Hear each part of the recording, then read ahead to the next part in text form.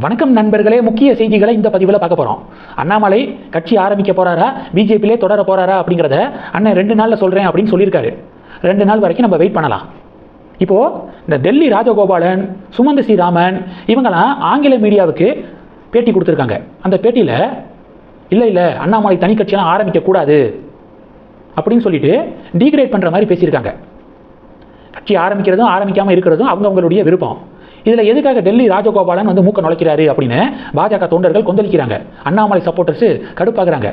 டெல்லி ராஜகோபாலன் சொல்கிறாரு, there is no space for Annamalai type of politics in Tamil Nadu. Annamalai type பாலிடிக்ஸுக்கு தமிழகத்தில் space இல்லை.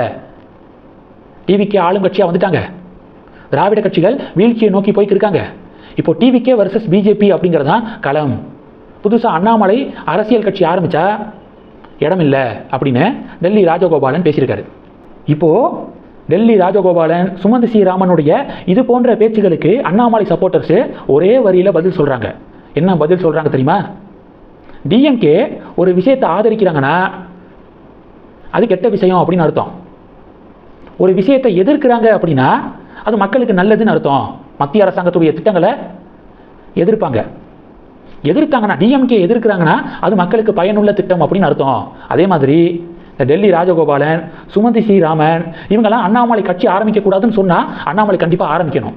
அண்ணாமலை கட்சி ஆரம்பிங்கன்னு சொன்னால் ஆரம்பிக்க வேண்டாம்.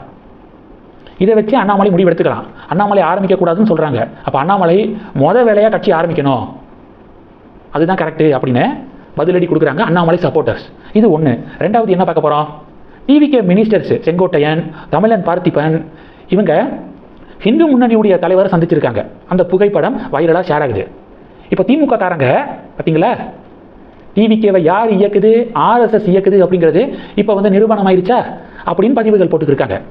ஹிந்து முன்னணியுடைய தலைவரை சந்திச்சா ஆர்எஸ்எஸ் இயக்குது அப்படின்னு அர்த்தமா? சிஎம் விஜய் எலெக்ஷனில் ஜெயிச்சதுக்கப்புறம் ஸ்டாலினை போய் சந்திச்சாரு. அப்போ விஜயை ஸ்டாலின் தான் இயக்குனாரு, டிஎம்கே தான் இயக்குனுச்சு அப்படின்னு சொன்னால் ஏற்றுக்குவீங்களா? வீரமணி அவர்களை சந்திச்சாரு. அப்போ தீகா தான் விஜய் இயக்குனுச்சு பின்னாடி இருந்து அப்படின்னு சொன்னால் ஏற்றுக்குவீங்களா?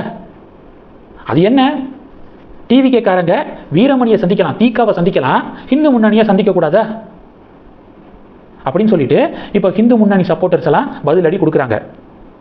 இது 2. மூணாவது என்ன பார்க்க போகிறோம்?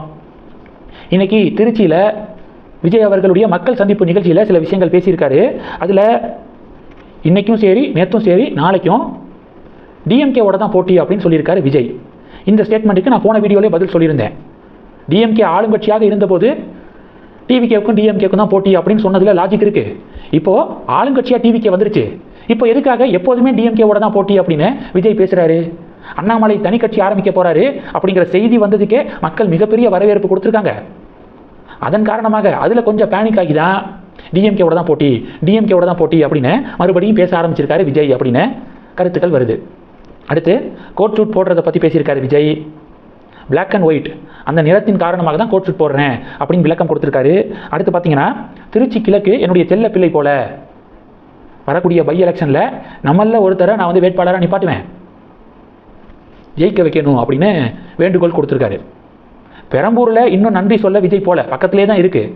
திருச்சி கிழக்குக்கு எதுக்காக வந்தார்? பை எலெக்ஷன் வரப்போகுது, அதன் காரணமாக திருச்சி கிழக்குக்கு வந்திருக்காரு அப்படின்னு டிபேட்ஸும் நடந்துக்கிருக்கு. இந்த செய்திகள் எல்லாத்தையும் பற்றி இன்னொரு விஷயம், விஜயுடைய திருச்சி பயணம் காரணமாக போக்குவரத்து மாற்றம் செய்யப்பட்டுள்ளது. லால்குடி, சமயபுரம் இதிலிருந்து வரக்கூடிய பேருந்துகள்லாம் சத்திரம் பஸ் ஸ்டாண்டுக்கு 2 கிலோமீட்டருக்கு முன்னாடியே இறக்கி விட்டுறாங்க. சத்திரம் பஸ் ஸ்டாண்டுக்குள்ளே போகாமல் அந்த பஸ் ஸ்டாண்ட்லேருந்து 2 கிலோமீட்டருக்கு முன்னாடியே பேசஞ்சர்ஸ் எல்லாம் இறக்கி விட்டுறாங்க. இறங்கி 2 கிலோமீட்டர் பேசஞ்சர்ஸு நடந்து போக வேண்டிய ஒரு சூழல் ஏற்பட்டிருக்கு. இதில் பேசஞ்சர்ஸு தங்களுடைய அதிருப்தியை வெளிப்படுத்தியிருக்காங்க.